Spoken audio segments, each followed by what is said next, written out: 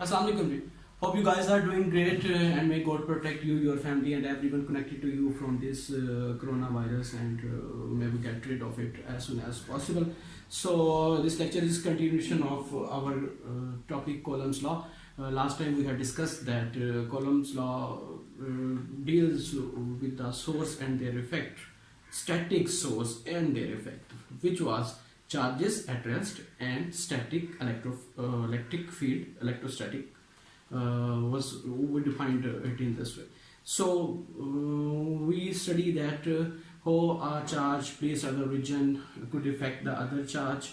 What if the charge is placed from origin to any other place, and what happens if there are number of random charges placed at random locations? How will they affect our single charge placed at some distance r?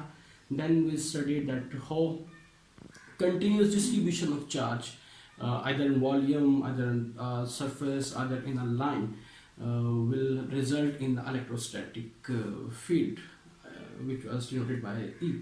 So we were left with two questions. We say that electrostatic explains the fundamental or very basic phenomena that occur in the life. For example, there was inkjet, the phenomena of inkjet printer and oscilloscope, microscopic oscilloscope. So our first example will deal with the explanation of this phenomena, with the explanation of this fact that we had claimed, and the second example will explain the distribution of charges, that how distribution of charges in a line or in a surface.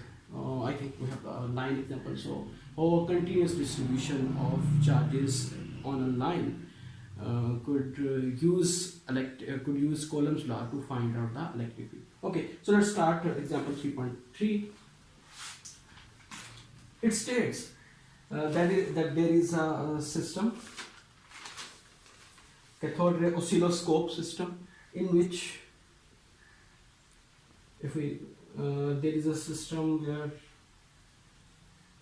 it's along the y-axis, it's our z-axis. They have placed a cathode ray which will emerge very fast accelerated electrons from the position z is equal to 0, and these electrons will have the velocity naught is equal to in z direction, this side, with magnitude this one. They have used u naught for the velocity. You can use v as you are familiar with. Okay, so at this, from this position, electrons will emerge in the positive z direction. Okay, the task is that how will these electrons hit on this fluorescent screen, which is placed at a distance L from the source. Okay, here is the cathode ray which will emerge the electrons.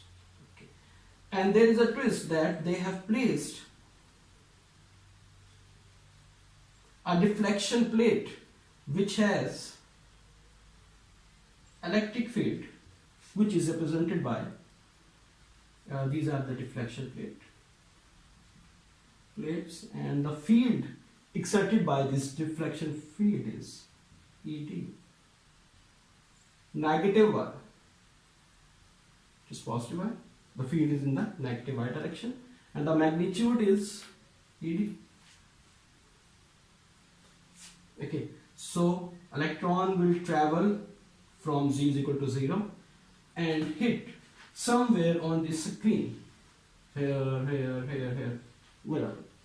Okay, so we have to find out that amount of deflection, that how much this charge will deflect, number one, because of this electric field, and number two, because of this electric field acceleration or velocity of in the free space. So if let's suppose that electron will hit somewhere. I am going to take this for the lunch, and this is the distance d naught. Okay, electron could hit somewhere here as well, so from this to this it will my d naught. Okay, so d naught will be affected by the two factors: deflection because of this region. Okay, sorry about that, I should explain it earlier, that width of these deflection plates is labeled as the W. Okay, W is the width of it. So electrons could be deflected in the y direction, positive or negative, we have not decided yet, by these plates due to this electric field and that free space. So I could, or one could, no, D1 plus D2.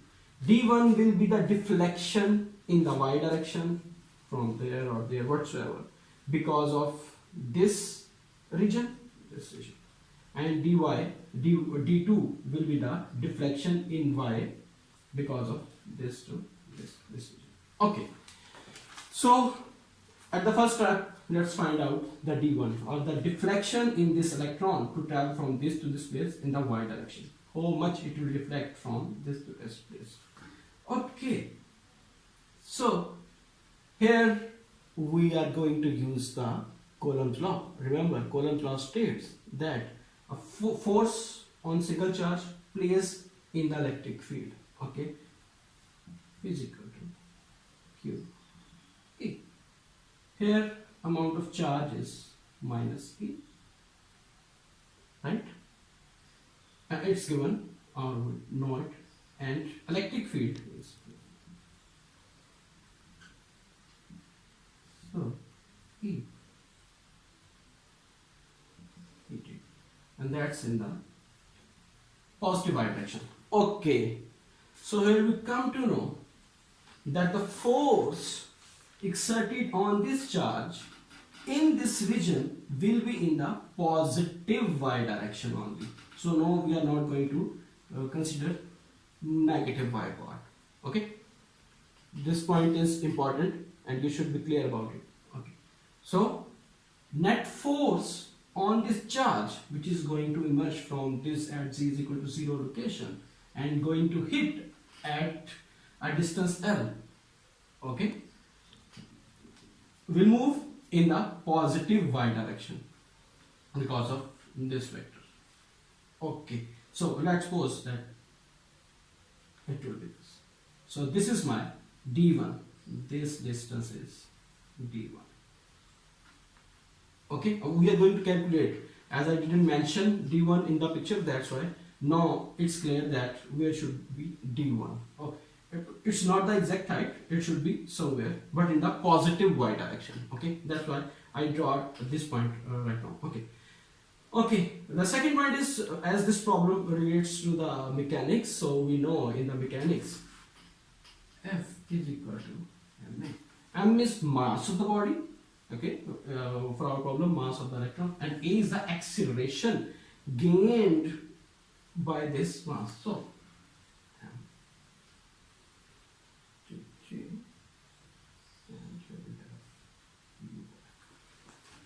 okay, as you said that they have labeled the velocity with the u and velocity in the y direction. Okay, velocity in the y direction as they have given.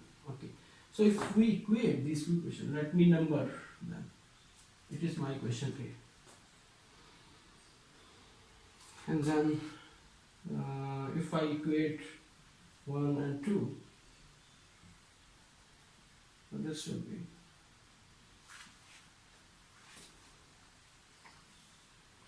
I don't think I should erase the diagram, but I will erase the rest of the things as required. Okay, so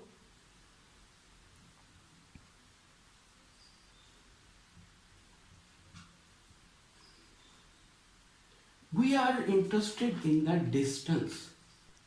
Okay, I am going to describe the line of action. We had two steps for this line of action. Number one, we have to decide this equation. Okay, we have decided that what we have to do and how we are going to do. Second step, which is sub step of this, distance. Okay, we are interested in distance. They have given us the velocity.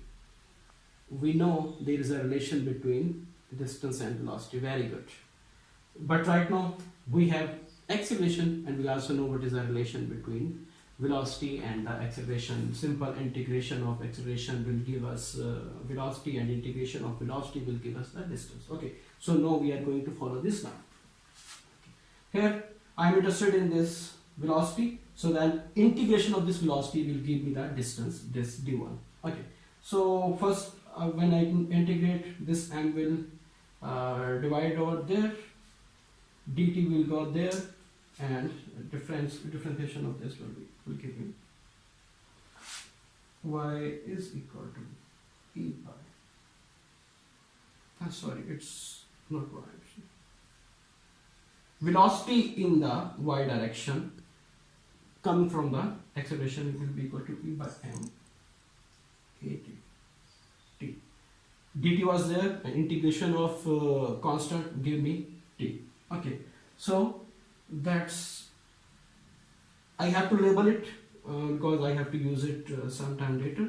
So it is the velocity in the y direction of for this part. Okay, but I am not interested in velocity here. I am interested in distance traveled by this charge, which is labeled as d1.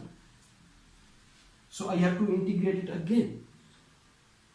Uy, when I integrate it, uy is equal to d of y by dt. And when I integrate it, it will give me t square divided by 2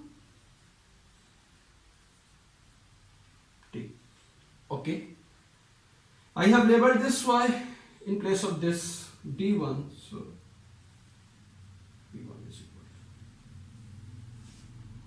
to, it's obvious y is the distance in this positive y direction, so I have renamed it as d1, the distance traveled by the charge. So instead of using y, I am going to use my starting point assumption d1. So d1 is equal to e by 2m e d t square. Sorry, there is a t square, integration of the t square. Okay, but still this equation is not complete, as I might have charge, mass on the charge, 2 is the constant, electric field, they will give me the number or the expression for the, but in all of the explanation of the question, there is not any explanation about the time. Okay, but I know another fact, another theorem, another formula, that if a body having some velocity and travel some distance, then we could find out the time in which the body has traveled that distance, attaining that velocity. So now let me remind you, distance is equal to velocity into time. Okay, so using that, t is equal to distance traveled, width of the plate. Remember, we are dealing only that motor in which charge is forced, okay, in this region. So w, and velocity is v0, which is given. Okay, the velocity, initial velocity, that was given. Okay. So when I put this value here, d1 is equal to e by 2m e d. Okay, sorry.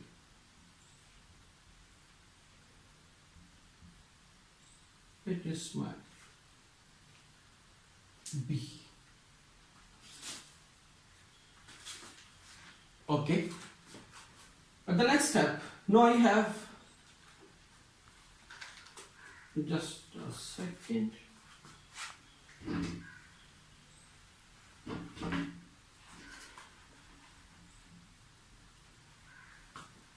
My target was to find out that where that charge will hit on this particle, on this scale. Okay, I have find out the deflection because of this forced region.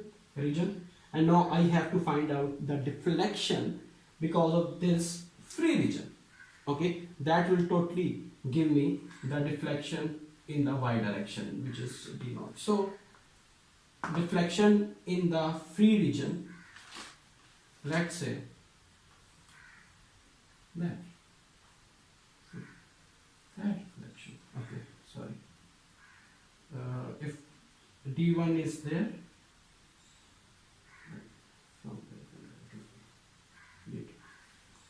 okay, this should coincide. Okay, sorry about my drawing. Okay, that's the d2. So d1 plus d2 is equal to d naught, as we have given them. Okay, so to find out the d2, I'm again going to use this. d2 will be equal to the velocity attained by the charge in this region, and the time taken by the charge to reach from this place. So time portion we could again calculate from here. t1 is equal to distance travel from there to there. Okay, this distance is L minus W. Total length from here to the, from Z0 to the plate where they have placed the screen, and that forced area or that deflection plate. So that is L minus W. Okay, divided by the velocity. Okay, so this is there, and u1y. Okay, velocity in this free region will be the velocity in this bounded or this forced region, having the condition that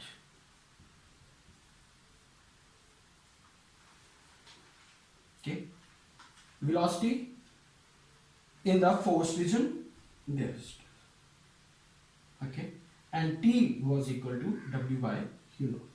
So t was equal to w by u naught, and I have to put this here as the condition. So uy1 will be equal to e by m et. I have simply put t is equal to w. In other words, we are interested in the velocity when the particle is going to emerge from this plate, from these plates, which is this region. Particle is here right now. Okay, it has passed the forced region and it is going in the free region. Okay, so at this location in the space, what is the velocity of this particle? We can find it from there. So when I put uy1 here and t1 from here, I could be able to find out the d2, and the d2 is, oh my god, e by m t square. It's my c. When I put b, which is d1, and c, which is d2, I will be able to find out. There are few terms which will be simplified when you put d1 and d2, and the final d2 will be equal to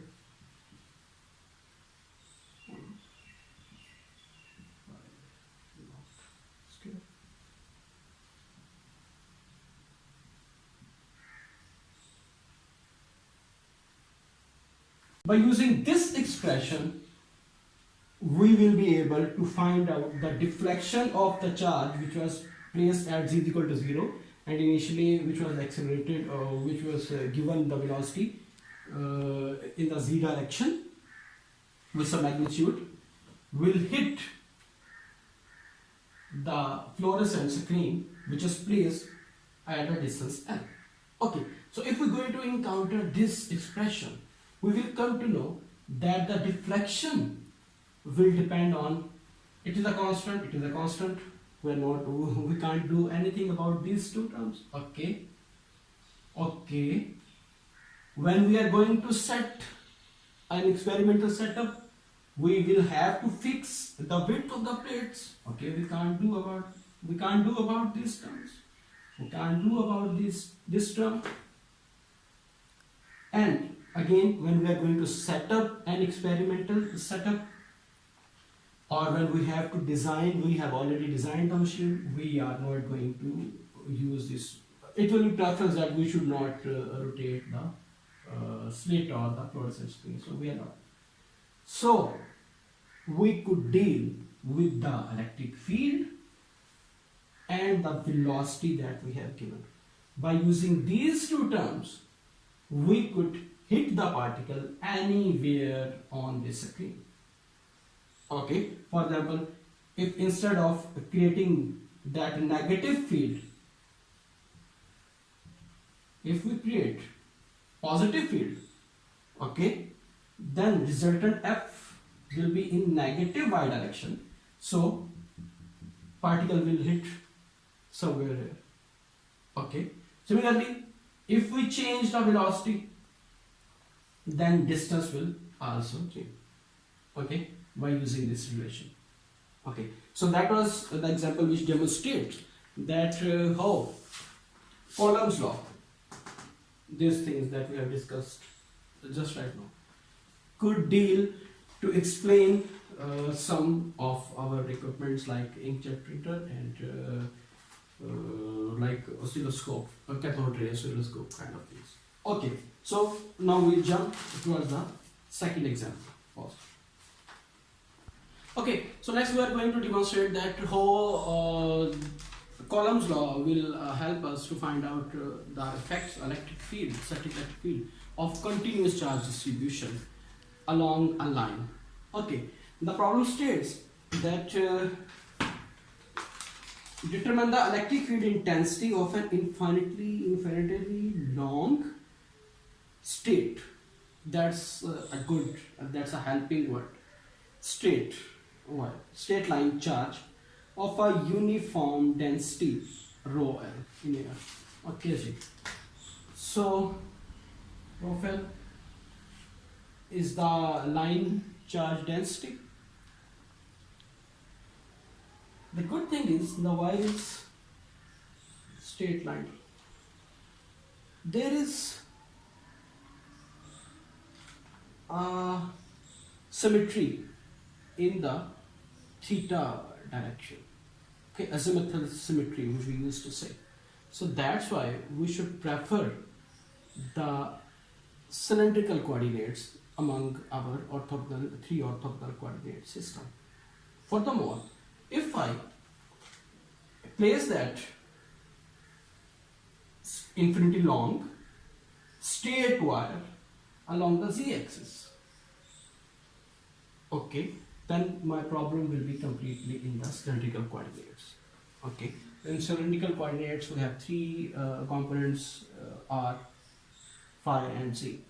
We conclude from the question statement that the line charge, like infinitely long straight line charge, it has the azimuthal symmetry.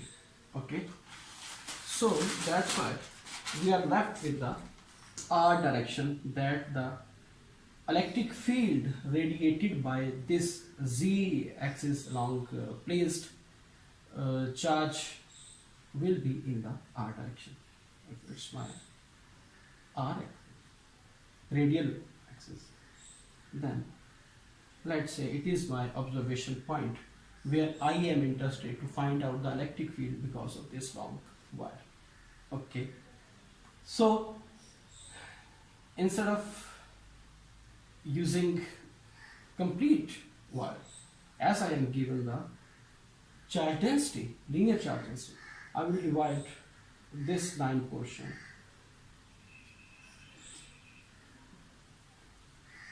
in this line segment. Okay, so now my problem is simple, and I have simplified my problem using these all discussion that we have discussed. What was the discussion? First of all, we decide which coordinate system we should decide. They have not mentioned it. As there is an azimuthal symmetry, the field of the long wire is not much varying or not varying with respect to the angle that. So we use the cylindrical coordinate. The wire is straight. Okay.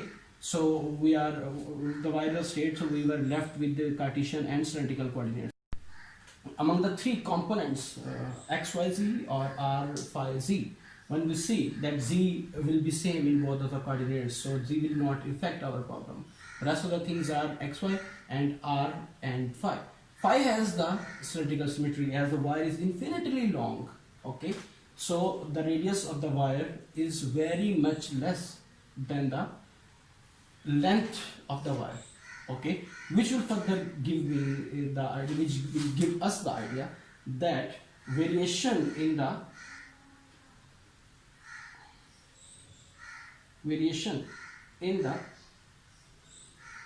phi component will not matter or will not contribute, and we could take it as symmetrical. Okay, so this will be this. Okay, so that's why we jump into the cylindrical. We choose the cylindrical coordinate to solve this problem. Okay, so when wire is placed along the z-axis, then its effect will be in the radial direction. So we choose this point to find out the electric field. Okay. Furthermore, we derived when we discussed the topic continuous distribution of charges along the line, that rho of L or linear charge density will give us a small packets, okay, which is where length of the wire is infinitesimal and justifiable amount of charge is distributed on every infinitesimal part. Okay, so we choose one of them.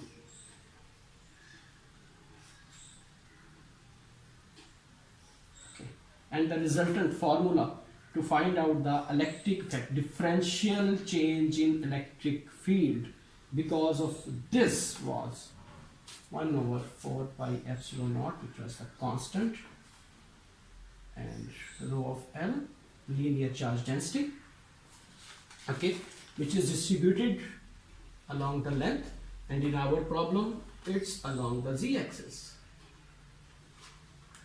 And remember, we discussed in the last lecture that the source coordinates are denoted by the prime, and rest of the observation coordinates will be denoted by the unprimed coordinate system. So that's why. And the factor is missing. What was the factor missing? The distance, r, vector over absolute value of vector. Okay. So this will be the electric field. Sorry, the distance will be. Let's see the distance. Okay, the vector part. So this will be the differential electric field observed at this point, which is at a distance r from the differential length, or which is at the distance r from the source linear charge density. Okay. Okay. So the turning point here is to decide what is the difference, what is the distance between source to the observation point, not from the observation point to the source, from the source to the observation point. Okay. From the linear algebra point of view, our vector r will have r component field in the r direction and the z component. For this particular point, the z component is in the negative z direction. Okay. And let's, as they have not given, so we have chosen r. R is the distance in the radial direction. And let's z prime is the height of this point, which will vary in the passage of time. So r minus a z prime. Okay, when we put this, we have to put this in the formula. Okay, the resultant expression is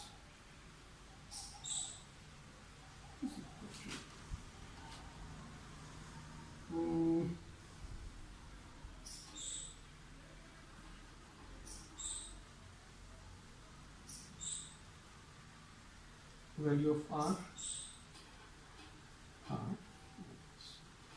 is divided by r square plus square 3 by. Oh, that was cube there. Sorry about that. We have derived this formula last time, and then there was the absolute value. This absolute will contribute half, 1 by 2. So if I don't use the absolute value, then there is 3 by 2. Otherwise, I have to use the absolute bars. So here, if you notice, then the total electric field will have two components. AR in the radial direction and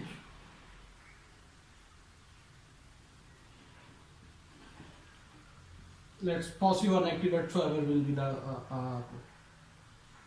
when we have to integrate along the z-axis, or we are going to sum this particle with this, with this, with this, with this, and it is an infinitely long wire. It means that the portion placed at plus z prime height, there will be another portion which is at negative z prime height. Okay, for example, it is at 2 millimeter or 2 meter, whatever the unit is, then it will be at minus 2. So when I will add them all, okay, integrate them all, this portion will cancel the effect of this portion. So all of the DEZ portion will result in the zero contribution. In other words, my net result or my net differential electric field will be equal to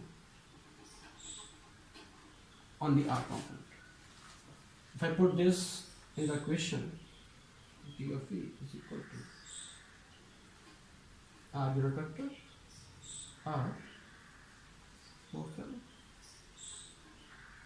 divided by 4 pi epsilon naught R square plus C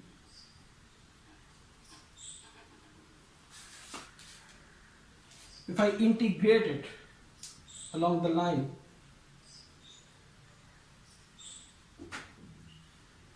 yeah, 2 pi 4 pi epsilon naught. If R is out, R is out, R is out, rho L is out, 4 pi epsilon is out, integration of 1 over R square plus Z prime square power 3 by 2 and integration is, it's an indefinite integral from negative infinity to infinity.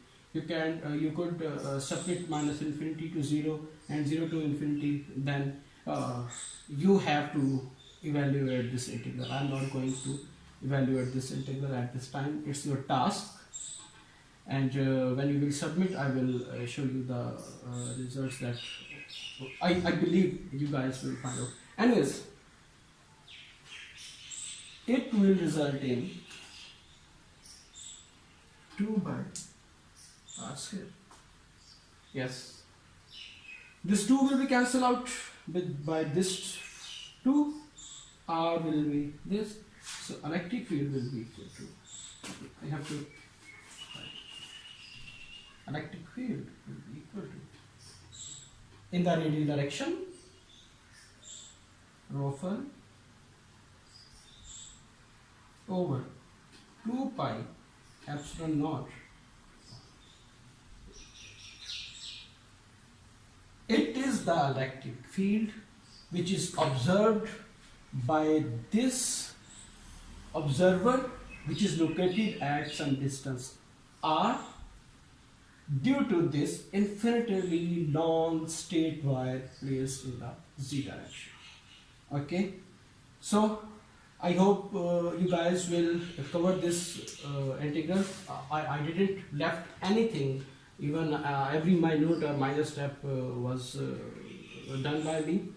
So this integral is your task. You have to solve it. If I give you a hint that you can use the substitution method, from the first glance, I could guess that there should be some substitution from the 10. That's a hint. I think I have disclosed all the integrals.